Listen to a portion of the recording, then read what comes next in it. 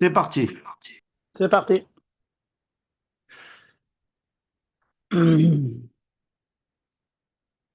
Alors, bonsoir. Comme je dis chaque semaine, c'est notre rendez-vous hebdomadaire.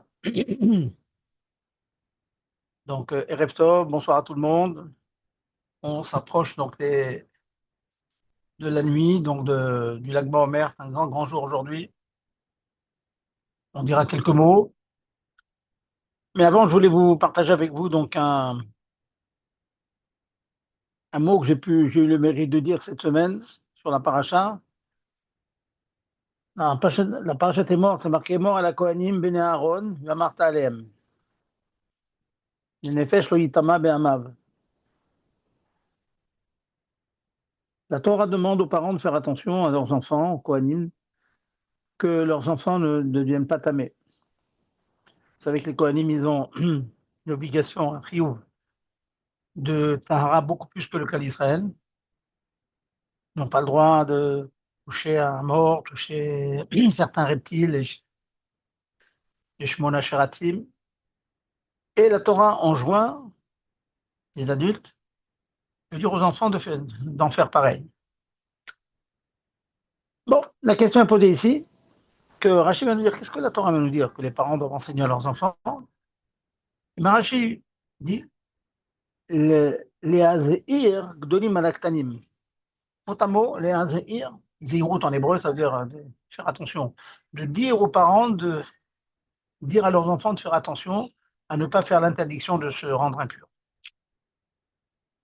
Si on traduit de cette manière, on a un problème, on va dire, à l'Afrique. Parce que la halakha a retenu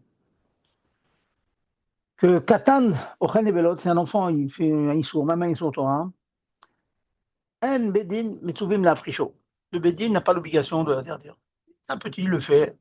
Tant qu'il ne fait pas un databif, tant qu'il ne fait pas pour les adultes, tant qu'il ne fait pas pour ses parents, il fait pour lui-même, on le laisse. Bon. J'ai pas le moindre doute que si vos enfants mangent quelque chose d'interdit, vous allez intervenir. Mais en tout cas, d'après la halakha pure et dure, un enfant fait un issour, une interdiction, même un issour de la Torah.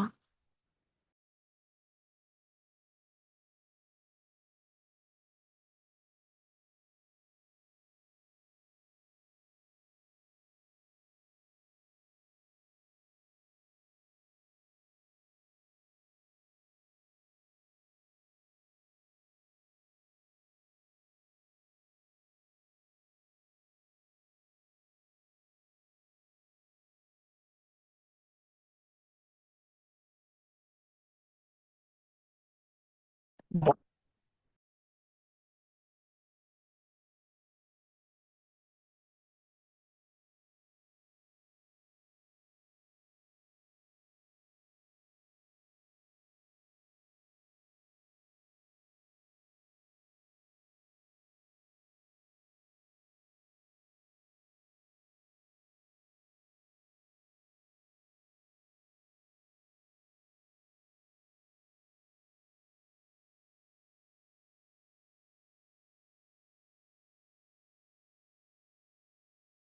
Malheureusement, il y a. C'est bon, vous pouvez y aller maintenant. Ok, voilà. Écoutez, on reprend, excusez-moi, hein, malheureusement, on a les inconvénients de la technique, hein, quand il y a un appel, malheureusement, ça coupe. Alors, donc, j'étais en train de vous dire que le, après la halakha, il n'y a pas d'obligation d'interdire l'enfant. Alors, qu'est-ce que la Torah vient nous dire quand elle nous dit les azir gdolim alaktanim? Dans une sikha, une très belle sikha, le rabbi nous rapporte que l'enseignement, le mot saraskel que la Torah veut nous dire, on emploie le mot les azir. C'est pas interdire, puisque je lui dis, al pi halachas, il y a pas une obligation d'interdire aux enfants. Eh bien, le remez, les azir, c'est la chose zohar, briller. Et là, c'est un enseignement très très fort.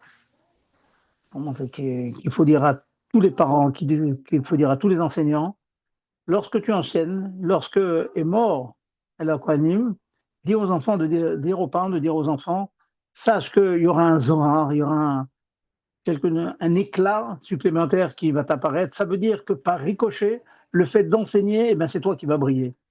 Et c'est un principe bien, bien connu. Hein, la Gemara nous rapporte ça. Rabbin nous rapporte que quand le Talmide vient chez le Rav et lui demande des questions et que le Rav tâche de lui résoudre ses problèmes, eh bien, ça fait un supplément, ça fait une tosefet de Kudusha dans le monde et ça donne un grand achatrouat à ce jour. Donc voilà un tout petit point, mais il faut s'imprégner de ce point. Il ne faut pas que moi qui suis enseignant de profession et tout, Baruch Hashem, c'est quelque chose que je ressens très fort, que lorsque j'enseigne des halachot, quand j'enseigne des gmarot, quand j'enseigne de la chassidut, ben le fait d'enseigner, ça fait une élévation pour celui qui enseigne, ça lui donne une compréhension, des fois plus piquante, plus prétente, plus prenante, qui rentre à l'intérieur. Comme je dis souvent, une expression que j'aime bien, et ça donne une couche de plus, et une couche de plus fait on est davantage imprégné par la chose. Bah donc, le premier point de cette paracha, donc, que ce soit un enseignement pour nous, n'hésitez jamais, n'hésitez jamais à prendre un élève, d'apprendre une personne à la yeshiva, une personne qui en sait moins que vous, qui a besoin d'une traduction d'un Rashi, 3 lignes du Tanya, n'importe quoi, le fait d'enseigner. Alors, les azéir, c'est mazéir, ça fait briller la personne, celui qui enseigne, et par ricochet aussi, ça fait briller celui qui reçoit l'enseignement. Voilà donc le point que je voulais vous dire donc, pour commencer. Et ne pas oublier, bien sûr, que on rentre dans l'Akba Omer, et je ne peux pas m'empêcher de vous rapporter ces quelques lignes du Tanya, qui sont kshourim avec l'Akba Omer. Iné Hashem Nitzav Alav. L'Akba Omer nous apporte l'enseignement du Rashbi. Le Rashbi, c'était le tzaddik qui avait un bitoul absolu par rapport à Dieu, au point qu'il pouvait dire que je ressemble à Dieu. Comment c'est possible qu'un tzaddik puisse dire une chose pareille? Comment c'est possible? Eh bien, il était tellement baptisé à Dieu qu'il pouvait parler au nom de Dieu, si on peut dire, et parce qu'il avait accompli ce qui est marqué donc dans le Tanya que j'étais en train de citer, Veine Nitzav Alav, voici que Hachem est toujours devant nous. On ressent toujours que Hachem est devant nous. Malekola Vodo, et son kavod, sa présence, elle remplit le monde. Ou Mabit Alav est toujours en train de nous scruter. Ou Bochen Klayot Valeb, et il sonde nos reins et notre cœur. Imobdoke Raoui. Ve'alken Tsarech Lavod, Lefanav, c'est pourquoi à chaque instant il faut le servir. Lefanav, comment? Be'ema obeira, comme si vous étiez devant le roi. C'est un petit mot, mais c'est un mot extraordinaire. Ça donne des forces que, voilà, tout à l'heure j'ai fait une bracha. On peut faire une bracha comme ça, rapide. On connaît les brachot, on les fait. Mais essayer de s'imprégner du fait que faire une bracha, c'est se lier à Dieu. Baruch Ata Hashem, je dis Baruch Ata Hashem. Et le niveau qu'avait atteint Rashbi, c'est un niveau que dans tout ce qu'il faisait, il ne voyait que Hachem Nitzabalav. Donc Dieu s'exprimait par son corps. Il était transparent, c'était que Dieu, en fait. Attention, hein, quand il était pas de la Vodazara, mais il était complètement, tellement bataille à Dieu que chaque mot disait, c'était une parole divine qui émanait de lui. Voilà donc, ce petit enseignement de l'Agbomer, c'est celui qu'avait chacun son séminagim, à la hache, et on chante, etc. Mais le conseil que j'ai à donner à chacun, c'est celui que le Rabbi donne, c'est d'étudier, hein, Torah Zou, Torah Tachassidut, faire une sikha, faire un mahamar, qui parle de la Kabbalah, qui parle de Olamot, qui parle des choses qui sont très hautes, que pas forcément on comprend bien, mais on sait que c'est quelque chose qui purifie notre neshama, hein, qui nous nettoie, qui nous trempe dans un mikvé. Donc, n'hésitez pas, étudiez ce jour en Chassidut, ça vous donnera des forces pour toute l'année de grandir dans cela. Et bien sûr, je n'ai pas besoin de vous dire de faire Mipsaïm, de participer aux parades. C'est vraiment des inanimes du Rabbi. Ils font des grandes choses, qui est Poel Yeshvot. Et surtout, n'oubliez pas, c'est un jour de Nissim. Comme c'est connu que le Admoran Tsaï allait dans les forêts, il mangeait un petit œuf, il buvait beaucoup alors que dans l'année il ne buvait pas. Il buvait beaucoup et les brachot, il prodiguait des brachot à tout le monde, et même notre Rabbi aussi a donné beaucoup de brachot à des femmes qui avaient besoin d'enfants, etc., et qui se sont accomplies par le saut de ce jour-là. Donc, sachez qu'on rentre dans un grand jour de l'année. Hein. à tel point qu'on va écouter de la musique, on va être du simcha, etc., etc., alors que vous savez très bien, pendant l'eau mer, on est extrêmement limité dans cela. Voilà donc quelques mots pour nous mettre en condition. N'oublions pas qu'on n'est pas, la Torah, ce n'est pas qu'une succession de dynim, hein, c'est aussi une succession de dynim, mais c'est aussi, comme j'ai dit, donner un zohar, donner un éclat, donner une force, donner une rouchaniout, donner quelque chose de spirituel à ces dynim, qu'on sente en nous que on n'est pas des mécaniques, voyez, on n'est pas des robots à accomplir avec minutie quelque chose. On est des hommes, on est des Ovdei Hashem, hein, Imordo Keraoui, sachant que Dieu est toujours Omed Alav, Nitzavalav, il est devant nous, il nous observe, il nous scrute, il nous juge, tout le temps, toujours bien, parce qu'il voit que malgré nos limites, on essaie au mieux qu'on peut de les dépasser. Voilà donc quelques mots de Chizouk pour ce jour béni, dans lequel on rentre maintenant. Revenons donc à nos halachot.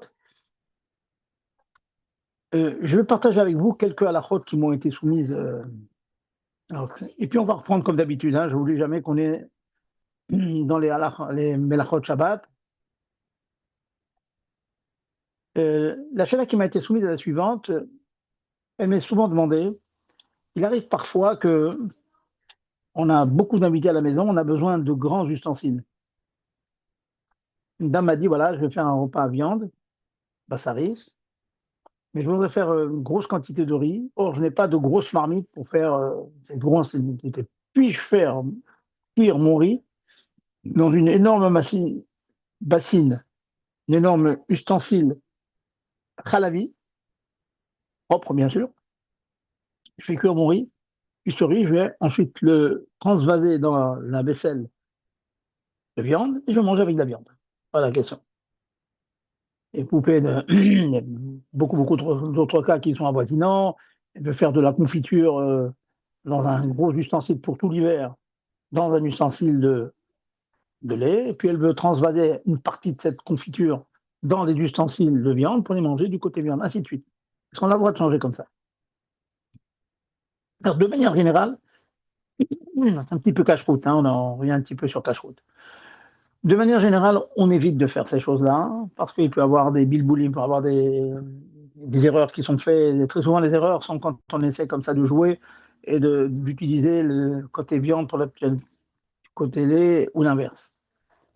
Mais bon, ça, c'est les zéhiroutes, c'est l'attention qu'on doit y mettre. Mais bon, parfois, des fois, on a vraiment besoin. Alors, pour répondre à la question, il faut comprendre. Il est clair que on ne peut pas cuire normalement de la viande dans un kili de lait. On ne peut pas cuire du lait dans un kili de viande, c'est évident, c'est interdit. Pourquoi? Parce que le kili de viande, il a déjà avalé du goût de viande, et si on fait cuire du lait, ben, ce lait va avoir un goût de viande. Cependant, si on fait cuire un aliment parfait du riz, du côté lait, alors qu'est-ce que ce riz va avaler comme goût de lait? Effectivement, on a cuit du lait auparavant, donc le lait a pénétré les parois, et en cuisant mon riz, ce goût de lait va sortir dans le riz. Mais il faut savoir que d'après la Torah, lorsque le goût de lait en question, qui a été cuit dans cette marmite, a séjourné 24 heures, ce qu'on appelle Ben Yomo, fils du jour, 24 heures, ce goût de lait qui a séjourné dans l'ustensile, il devient pagoum, il devient abîmé, mékoulkal. Hein, et puisqu'il est pagoum, quand il sort dans le riz, il n'est pas assourd. Il n'est pas devenu, c'est pas du riz qui est devenu lait. Le riz n'est pas devenu lait si on a cuit le riz dans une casserole de lait qui a passé 24 heures après la dernière cuisson de lait. Donc ça s'appelle, je vais employer les termes techniques, le keli, il est enno benyomo. Il n'est pas fils du jour. Il n'a pas été utilisé lait dans les dernières 24 heures. Ça, c'est un. Maintenant, même qu'il n'a pas été utilisé avec le lait, cet ustensile, les dernières 24 heures, si je vais cuire de la viande, c'est complètement interdit parce que le goût de viande va rentrer dans le keli. Et donc, votre keli, votre ustensile, il va être pénétré et du lait dans 24 heures et le viande. Ça, c'est interdit, il faut cacheriser le. Mais si maintenant, je ne mets pas de la viande dans le cahier de lait. Je le cuis avec un aliment parvé. Donc, mon riz, il a avalé le goût de lait qui a passé 24 heures. Ça s'appelle enobenyomo. Deuxième argument. Alors, je vais employer le terme un peu technique que j'ai déjà employé, mais bon. Ce goût en question de lait qui a pénétré, quand il a pénétré dans la marmite, il s'appelle notentam, nat, notentam. Quand il ressort dans le riz, il s'édulcore un peu plus. Il s'est un peu édulcoré dans son passage dans l'ustensile, dans les parois, et c'est encore un peu édulcoré quand on l'a recuit avec du riz, et donc le lait, il est sorti dans le riz. Donc ce riz-là, il possède un goût de lait, mais ce lait, il a été en quelque sorte édulcoré avec deux principes que je viens de dire ici.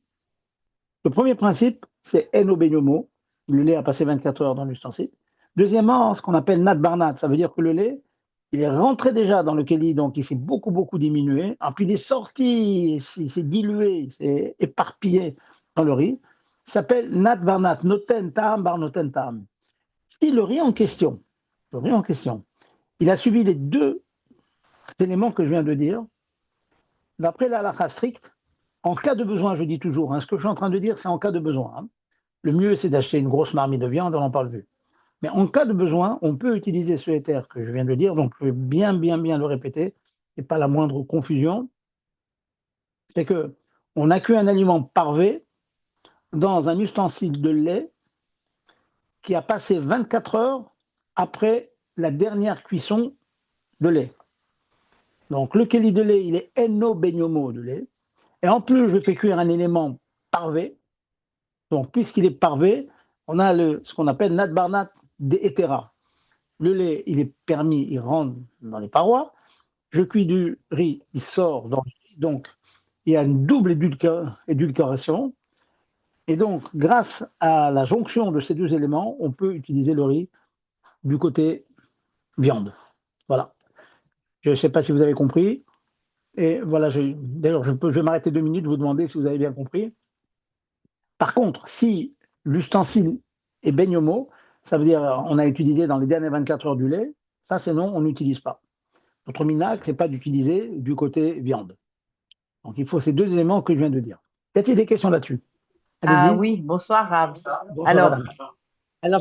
je voulais prendre le problème dans le sens inverse. Ça veut dire que si la casserole n'a pas été utilisée, elle a été utilisée pardon, depuis 24 heures et que je vais faire cuire du riz dans une casserole de viande.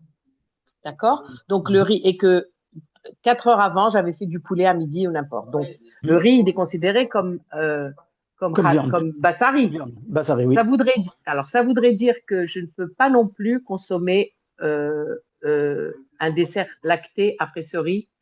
Il Bon, est intégralement bassari, ce riz, comme si j'avais mangé un morceau de viande. Ou très est-ce bien. qu'il est. Voilà. Très bien. Bonne question. Alors, je vais vous répondre et je vais vous montrer que votre question, elle est proche de ce que j'ai expliqué, mais c'est une autre question. Pourquoi? Parce que mon Dans l'autre propos, sens, on aurait pu manger, puisque de toute façon, on peut manger du lait et du riz halavi et manger de la viande. sans rentrer, même dans l'autre sens, vous allez voir que ça va être moutard. Ce dont je parle, c'est de faire cuire du côté à la vie, comme dans mon exemple, et mettre du côté bassari et manger avec de la viande.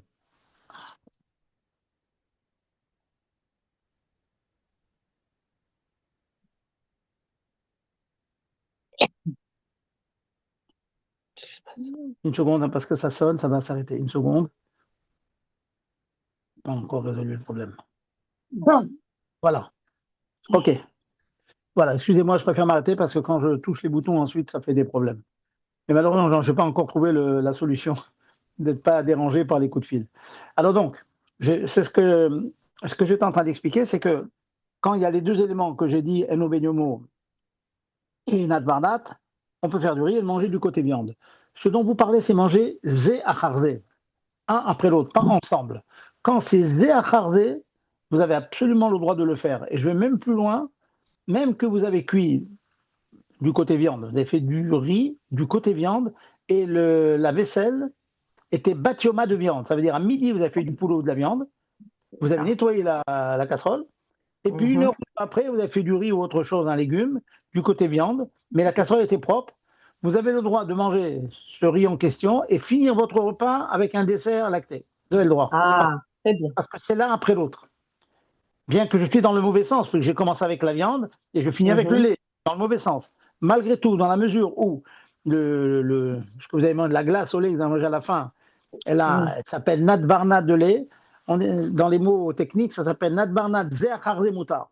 Dans la mesure où vous les mélangez pas, vous mangez l'un après l'autre, c'est permis. Et ça, c'est Donc, très le riz, il n'a pas le statut d'un steak, on va dire. voilà, exactement. Il a un petit peu quand même le statut un peu viande que j'ai pas le droit de le mélanger vraiment avec du fromage, du lait, mais il n'a pas du tout le statut d'un steak qui m'interdirait de manger du lait après. Absolument. Très bien. D'accord. Voilà. Merci. Je vous en prie. D'autres questions? Allez-y. Pas de questions? Bon. Voilà, donc c'est une question qui m'est souvent posée, donc c'est bien de le savoir, hein, que quelquefois c'est permis, hein, Béchat Tataref. Je donne l'exemple qui est marqué dans Shulchan Arour, c'est les Tzorer Shabbat. Une personne qui a des invités Shabbat, et puis elle doit faire une grosse marmite de pâtes, elle n'a pas de couvert viande pour faire 5 kilos de pâtes.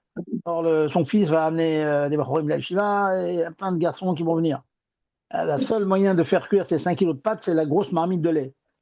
Alors, si la grosse marmite de lait en question, elle est propre, lait de lait, mais elle est propre, elle n'a pas été utilisée de lait dans les dernières 24 heures, elle peut faire ses 5 kilos de pâtes dans la vaisselle de lait, dans cette grosse marmite de lait, et puis une fois que c'est cuit, tout ça, elle transvase du côté viande, elle peut faire même des pâtes avec de la sauce viande, etc., c'est permis. Là, je vous ai pris le cas de Erev Shabbat, parce que les poskim considèrent que Erev Shabbat, le repas shabbatique, s'appelle Shatadachak, et on peut se permettre de prendre ce terre-là. Voilà. Revenons donc, voilà, donc ça c'est la Sheila qui a été intéressante et qui me revient très souvent, donc j'aime bien expliquer ces choses-là. Et c'est vrai, je reconnais que c'est bien pratique de savoir que dans la mesure où on ne mélange pas, on les mange l'un après l'autre, c'est comme très près. Je vous donne l'exemple classique. L'exemple classique, c'est quand vous avez un tas de salades, des restants de Shabbat. Elles ont été cuites, sans viande bien sûr, mais elles ont été cuites dans la. Vous m'entendez là? Gérard, vous m'entendez? Allô? Voilà. Oui. On vous entend très bien. Oui, mais j'ai pas été coupé hein, parce que c'était en train de sonner là. Quelqu'un m'appelait là. Ça coupait pas quoi. Je peux continuer à parler donc même quand on appelle. D'accord? C'est ça que je veux savoir. Ok, très bien, je continue. Alors j'étais en train de vous dire le cas classique, c'est où il vous reste un tas de restants les salades de Shabbat. C'est tout à fait permis le dimanche matin ou dimanche après-midi ou dimanche soir. Vous finissez toutes les salades, et il y en a beaucoup souvent qui sont restées. On les mange, bien qu'elles aient été cuites du côté viande, hein, mais il n'y a jamais eu de viande dedans. C'est dans la salade. Et même, je vais aller plus loin, que vos salades ont été cuites dans une casserole de viande batioma. Par exemple, le vendredi matin, on a fait de la viande, et puis vendredi à midi ou à 1 heure, après avoir bien nettoyé la casserole, on a fait une grosse salade, hein, toutes sortes de salades cuites. Eh bien, on peut manger ces salades cuites le dimanche midi et finir son repas avec un fromage. Pourquoi? Parce que c'est oui, nat barnat, mais c'est zé achardé. C'est l'un après l'autre. L'un après l'autre, il n'y a pas de problème. Ça, je me rappelle, et vous nous aviez dit que même s'il y avait de l'oignon dedans, ou harif, ou de harissa, on pouvait aussi. Bravo. Ça, je me Bravo. rappelle. Oh, oui, Bravo, madame. Vous me l'avez enlevé de la bouche. Là. Si on a coupé un citron, c'est Razak, c'est bien, vous avez de la mémoire. Bravo. C'est bien. Ben oui, on n'aime pas jeter. C'est bien. Razak. Voilà. Alors, maintenant, on va donc continuer notre série de. Il ne faut jamais perdre le fil, hein, Shabbat. Mon Zakan insiste pour qu'on reste toujours dans le Hercher, dans le Kacher, dans le Shabbat. Il y a tellement de petits détails, quelquefois, qu'il faut connaître. Donc, je vous rappelle, on a étudié ces derniers temps la mlacha, rappelez-vous, de Gozez, de tondre, avec tout ce que ça implique, pas toucher les cheveux, pas toucher la barbe, pas enlever les peaux autour des lèvres, pas se ronger les ongles. Vous vous rappelez tout cela on a vu cela. On a vu aussi la mlacha de Tovea. Hein, récemment, on n'a pas le droit, donc des aliments, on peut les colorer, on peut mettre du jaune, du curcuma sur le riz, si, par exemple, on peut faire de la menthe, etc. Par contre, si on veut colorer de l'eau, mais pas dans l'intention de manger, c'est pas un orel. Donc, je ne peux pas appliquer le principe de En Tzviya Ba'ochalim. Il n'y a pas l'interdiction de colorer, donc de teindre dans les aliments, mais tout ce qui n'est pas aliment, c'est interdit. Par exemple, si vous gardez de l'eau décorative, hein, de l'eau décorative, on n'a pas le droit de la colorer. À cause de ça, je vous ai dit, ceux qui mettent des produits désinfectants dans les toilettes, souvent c'est des jolies couleurs, bien bleues, bien verts. Ça, il faut s'en abstenir pendant Shabbat parce qu'on est intéressé. Mais que certains me disent, oui, mais bon, on est égal, on achète comme ça au pif le produit. Oui, c'est peut-être au pif, mais on choisit quand même des couleurs agréables. On est bien content, ceux qui achètent ces produits-là, d'avoir dans la cuvette de l'eau bien bleue, bien propre, bien. Et donc, on est intéressé par la couleur, donc on colore de l'eau qui n'est pas un aliment, hein, et donc c'est problématique. Donc, tâchez de l'enlever. Voilà ce qu'on a, les dernières à la chôte, pas quand même arrivé. Donc, dans le céder des mlachot, rappelez-vous, c'est qu'on a tondu la laine, et après avoir tondu la laine, on l'a atteint. Hein, il y avait des peaux qui avaient une couleur, des tentures qui avaient une couleur, et puis on arrive maintenant, une fois on a fait de la laine, on a fait des fils, etc., eh bien, on est amené pour rassembler ces fils, bien sûr, à coudre, attacher, à détacher, quelquefois défaire un nœud, etc. Donc, on va faire la malacha de kosher. Kosher, faire un nœud. Bon, Shabbat, il faut faire attention à ne pas faire un kesher. Alors là, on va tâcher de définir qu'est-ce que l'on appelle un kesher, qu'est-ce que l'on appelle un nœud que la Torah interdit. Et quels sont ceux qui sont permis. Bon, chacun sait que bon, si vous avez des chaussures avec des lacets, en général, on fait quand même un petit nœud pour le fermer. Alors, pourquoi c'est permis? Est-ce que c'est toujours permis? Quelle que soit la sorte de nœud que vous faites dans vos chaussures, dans vos tennis. Alors, pour définir cette mlacha, je reviens aux définitions de base de la Gemara. Pour qu'un nœud soit interdit minatora, d'après le rov des décisionnaires des poskim, il faut répondre aux deux conditions suivantes, qui sont, premièrement, un kesher shel kayama, un mot araméen. Kesher shel kayama, ça veut dire un kesher. La notion de kayam, c'est la notion de longueur de temps, d'éternité. Pour qu'un nœud soit vraiment interdit minatora, je suis dans les définitions, après on va un peu raccourcir, il faut faire un nœud qui en principe est définitif. Je fais un rideau, je fais un nœud, il va rester comme ça jusqu'à la fin de sa vie de ce rideau. Ça, c'est un kesher shel kayama. En plus, il y a un autre paramètre dans le concept de nœud interdit par la Torah, c'est le concept de kesher shel uman. Il faut que dans la constitution de ce nœud, il soit solide, qui est fait en général par un uman, par un spécialiste. Bon, le cas classique, c'est le nœud marin. Je vous mets au défi de défaire un nœud marin. Il n'est pas fait pour être défait. Il y a certains qui savent faire des nœuds, c'est impossible à défaire si on n'a pas la chormaz. Donc, si on fait un tel nœud, nous rapporte beaucoup, beaucoup de cas. Par exemple, souvent les animaux, on parle des gamins des chameaux, eh bien, on faisait un trou dans le nez, et puis on introduisait une corde, puis on faisait un nœud à cette corde, mais c'est un nœud qui lui restait au nez tout le temps. Tout le temps, tout le temps. À quoi servait cette espèce d'anneau, là, comme ça, en corde autour du nez? Ça servait que quand on voulait conduire ce chameau à destination, pour le vendre ou pour porter des objets, eh bien, on glissait une corde dans ce nœud coulant, dans ce nœud-là, et puis on attachait la corde, et puis on tirait comme ça le chameau.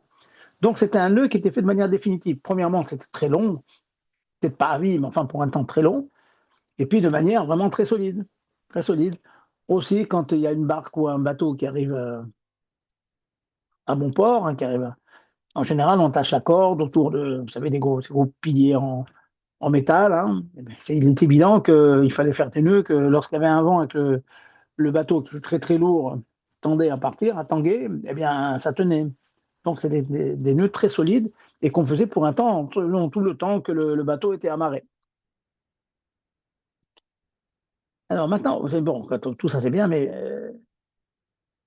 dans les faits, dans les faits, dans notre quotidien, à partir de combien de temps de durée du nœud ça va rentrer dans le problème, dans le rachash de Kesher chez le Kayama, un Kesher qui est fait pour un temps long, Combien?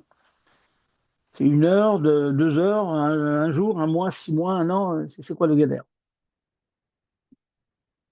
Ça, c'est chez le Kayema, sur la longueur. Le deuxième paramètre, c'est un kécher chez l'Ouman, un kécher solide. À partir de quand c'est un kécher solide? Le moins fort, c'est une rosette, hein, une petite boucle. On sent bien que c'est pas solide. Le plus fort, alors c'est les super nœuds de spécialistes, de marins, etc. Et entre les deux, il y a, pour nous, ce qui commence à tenir un petit peu, c'est un double nœud. Premier nœud, deuxième nœud. Déjà, ça commence à être quelque chose de solide. Et donc, entre ces extrêmes-là, les Chachamim ont réfléchi et ils nous ont donné des Gdarim. Alors, le cas le plus facile à permettre, comme ça vous allez comprendre quelquefois pourquoi quelquefois on est bloqué, on ne peut pas défaire, quelquefois oui, on peut défaire. La mesure certaine pour laquelle on considère que ce n'est pas un kécher chez le Kalama, ce n'est pas un kécher définitif, c'est s'il est fait pour moins de 24 heures. Ça, c'est sûr, on a des preuves. Donc, si on fait un kécher dans l'intention de le défaire dans les 24 heures, ça s'appelle un temps pas long. Eno shel kayama. Deuxième argument, deuxième paramètre, c'est la solidité. À partir d'un nœud double, on commence déjà à être rochèche que c'est lourd. Donc, c'est quoi moins que 2 qu'on n'est pas rochèche, qu'on ne craint pas? C'est ou bien un nœud comme ça, mais un nœud comme ça tout seul, il ne tient pas, hein. Mais un nœud avec une rosette dessus, une boucle, hein, c'est ce qu'on fait tous les jours, hein, sur les tennis, tous ceux qui ont des chaussures avec des lacets. On fait premièrement ce qu'on appelle un kécher en hébreu, hein, enfin, on serre un petit peu comme ça. Par-dessus, on fait la petite boucle, hop, on le tourne autour de la boucle, le lacet, et puis on serre un peu. Alors, si vous faites une telle chose, ça c'est permis d'être là. Donc, ce que vous avez l'habitude de faire, je vous explique le éther. Le éther, c'est qu'au niveau de la durée, c'est moins de 24 heures, parce que généralement, dans l'immense majorité des cas, un nœud que vous faites le matin au réveil, ben, vous le défaites la nuit avant de dormir. Pour un type. Et c'est donc le temps moins de 24 heures. Et ensuite, en général, on ne fait pas un double nœud. Un double nœud, ce n'est pas toujours facile à défaire. Donc en général, on fait un nœud par-dessus lequel on ajoute une rosette. Ça tient, et pas trop solide, mais ça tient. Ça, c'est permis. Dès que vous commencez à dépasser ces minimums, le problème commence. Certains disent que jusqu'à 7 jours, c'est encore un temps court. Mais pour l'instant, on va prendre la Khumra. On verra tout à l'heure après. Imaginons que je connais des gens comme ça, des enfants comme ça, quand ils étaient jeunes, ils font leur nœud le matin, et puis ils ont la flemme de le défaire en fin de journée. Donc très souvent, leur tennis, avec le lacet dessus qui est bouclé, qui est fermé, ils l'enlèvent comme des mocassins, comme s'il n'y a pas de lacet.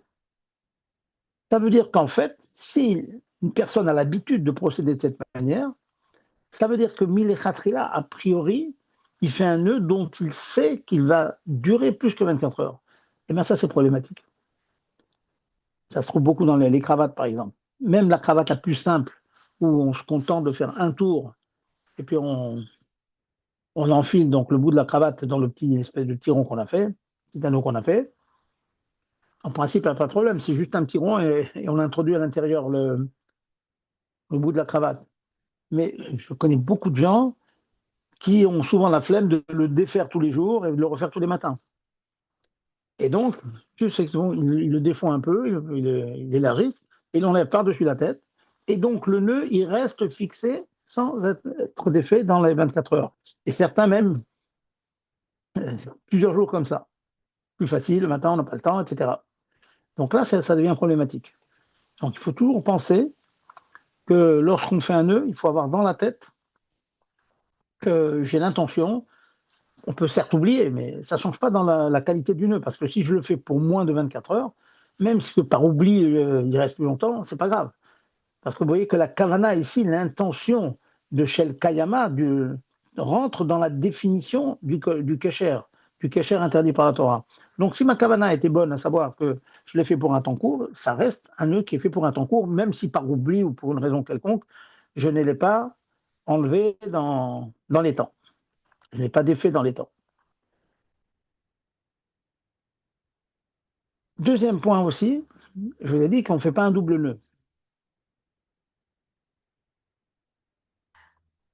Avant de passer au double nœud, voilà, ça me vient à l'esprit un cas concret, très concret. Dans certaines choules, on a l'habitude de fermer le Sefer Torah le Shabbat à Mincha. On ferme le Sefer Torah, certains ils ont des scratchs, certains ils ont des ceintures, toutes sortes de manières de fermer le Sefer Torah. Mais dans beaucoup de choses aussi, on a un espèce de beau ruban, très beau ruban, qui entoure le Sefer Torah, et quand on arrive au bout, hein, on fait un petit nœud et une rosette dessus. Ça se fait. Alors là, c'est problématique. Vous allez me dire, une rosette, c'est pas un kesher shel Ouman, c'est pas un nœud de spécialiste. Facile à enlever. Mais, vous le faites pour un temps, en principe, plus que 24 heures, puisque il va rester bouclé, si j'ose dire, il va rester bouclé de Shabbat après-midi, la Kriyat Torah de Shabbat après-midi, jusqu'à la prochaine Kriya, c'est lundi. Et je ne parle pas des choules où il n'y a pas de minyan dans la semaine, c'est pour la semaine prochaine. Mais en tout cas, c'est au minimum, donc de samedi, dimanche, lundi, c'est au minimum un jour et demi. Enfin, c'est problématique. C'est problématique. Donc, fermer le Sefer Torah, comme ça, c'est problématique. Inversement, il y a kosher, il y a matir. C'est une des melachot sur lesquelles la chose est interdite et son contraire est interdit. C'est pas partout comme ça, hein, c'est pas toutes les melachot, mais il y en a certaines c'est comme ça. On a coudre et découdre, mais pas toujours c'est comme ça. Donc si le nœud a été fait avant Shabbat, quand est-ce qu'on a ouvert le Sefer Torah? Avant Shabbat, c'est jeudi matin. Donc, imaginons une personne qui a l'habitude, il n'a pas de ceinture, il n'a pas de scratch, donc il a sa petite cordelette, jolie cordelette autour du Sefer Torah, il fait au bout un nœud avec une petite boucle, une rosette. Donc, quand il l'a fait avec l'intention de la défaire Shabbat matin.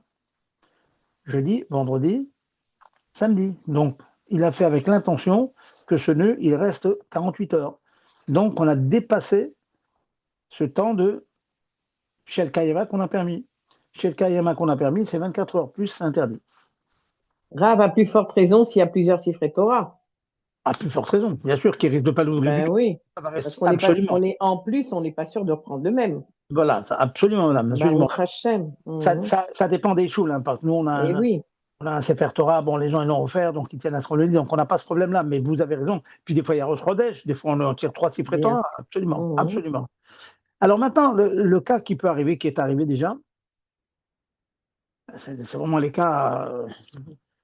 Que le cas est arrivé, ben, une personne sort le Sefer Torah, et il voit que non seulement il y avait une ficelle comme ça, et il s'est trouvé que la boucle s'était défaite, et comme ça arrive souvent, elle s'était transformée en un double nœud. Donc là, on avait un double problème. Regardez la Sheila, ça, qui permet de réfléchir. On tombe sur un double problème ici. Premièrement, qu'il a été fait pour plus de 24 heures. Et deuxièmement, on a dit qu'à partir d'un double nœud, c'était déjà un kesher chez l'Ouman. Rappelez-vous les mots. C'est un kesher d'un spécialiste. Donc on a un problème ici. Alors on m'a demandé, alors qu'est-ce qu'on fait avec ce Sefer Torah? On doit ouvrir un autre. Et si on doit ouvrir un autre, il va falloir un quart d'heure pour le rouler. Bon, puis c'est quelqu'un qui était réservé pour Rosh Chodesh. Alors là, ça me permet donc de vous expliquer comment ça marche en cas de besoin. Tous les nœuds dont je parle, c'est-à-dire qu'on a dépassé un petit peu de 24 heures, où on a un petit peu plus qu'une rosette, on a un double nœud, il est clair qu'on est mahmir dans cela, mais Minatora, un vrai nœud interdit, c'est pas un double. Le double, qu'on le veut ou non, il n'est pas si difficile que ça à défaire. Sauf des cas spéciaux, où vraiment, vous avez des lacets très fins, etc. Donc, les tzorech mitzvah, eh bien, ou les tzorech mitzvah, ou beshat adachat, en cas de besoin dont je vais parler, on a le droit donc de défaire ce nœud qui a été fait pour un temps de plus de 24 heures, mais encore une fois, c'est encore moins de 7. Et comme je vous ai suggéré tout à l'heure, certains disent que moins de 7, ça reste encore un kécher qui n'est pas Shel Kayama. Donc sur ça, on peut permettre. Deuxièmement, il y a un double nœud qui s'est fait. Il y a encore d'autres logiques de dire qu'on peut être aussi Mekil, parce que on sent bien déjà qu'un double nœud, c'est pas si solide que ça.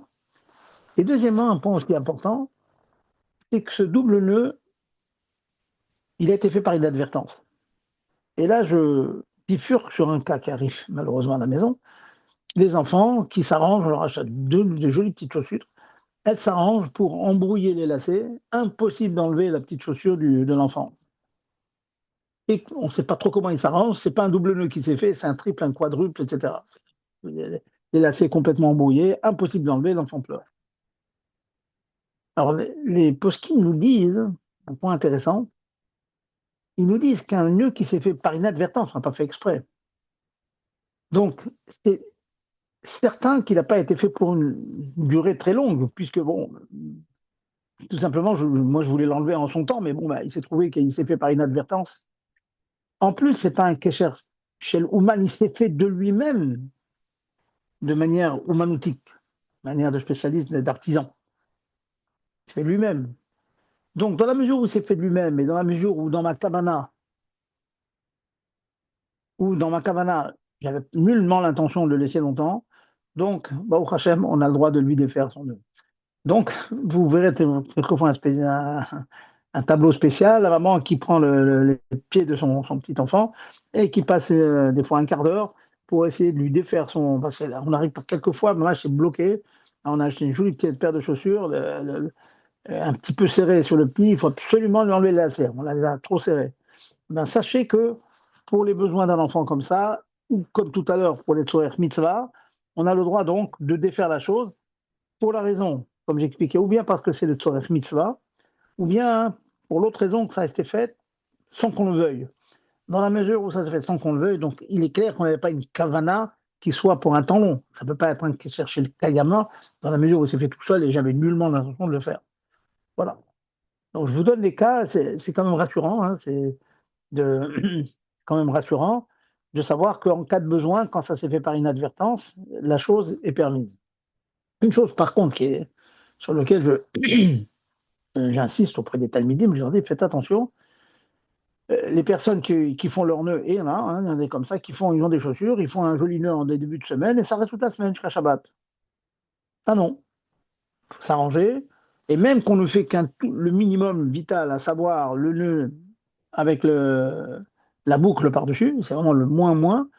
Certes, c'est un nœud très facile à enlever, mais pour un temps long, avec Kavana, ça c'est pas bon.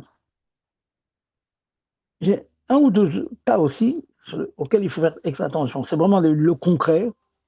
Les hommes ont l'habitude le matin de désembrouiller les fils du titit. Souvent, ils sont comme ça, entrelacés les uns avec les autres. C'est une mitzvah. Vous avez tous vu, les hommes, ils le savent, les femmes ont pu voir déjà leur mari ou leur enfant mettre le talis sur l'épaule et puis on commence à séparer les fils.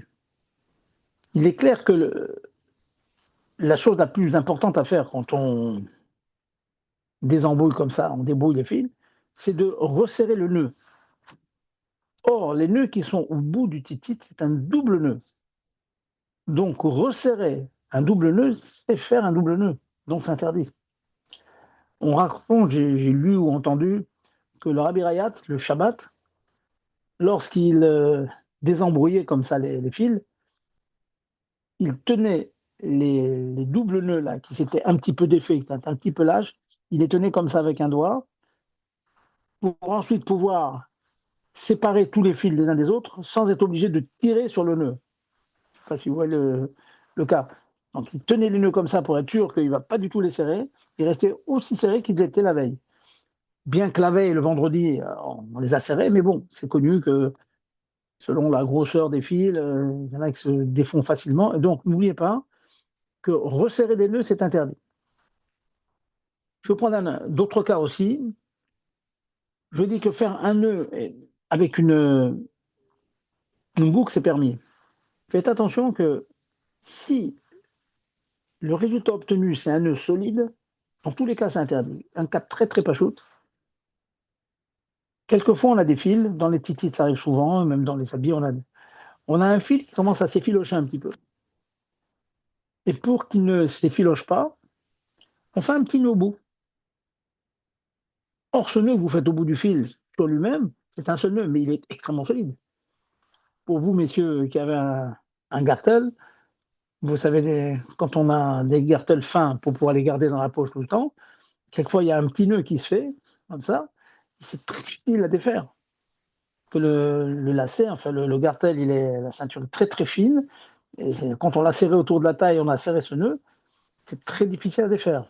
Donc, défaire, il ne faut pas s'amuser pendant Shabbat à défaire ces petits nœuds qui se sont faits sur notre gartel. Il faut le faire après Shabbat. Pas oublier cette chose-là. Alors vous demandez alors comment se fait-il qu'on attache le gartel pendant Shabbat? Ben, tout simplement, on l'attache comme on nous l'a appris, c'est qu'on l'entoure autour de la taille et puis on le passe par-dessus, par-dessus, il y a une boucle qui se fait, on le met dans la boucle. C'est vraiment le minimum qu'on puisse faire. C'est comme une seule boucle, donc c'est ça la raison.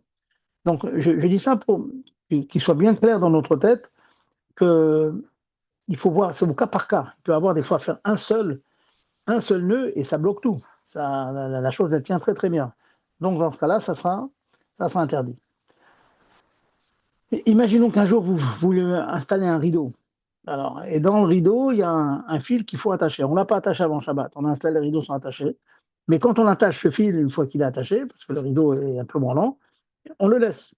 Je vais dire définitivement, mais ça n'est jamais définitif. C'est un mois, 15 jours, etc.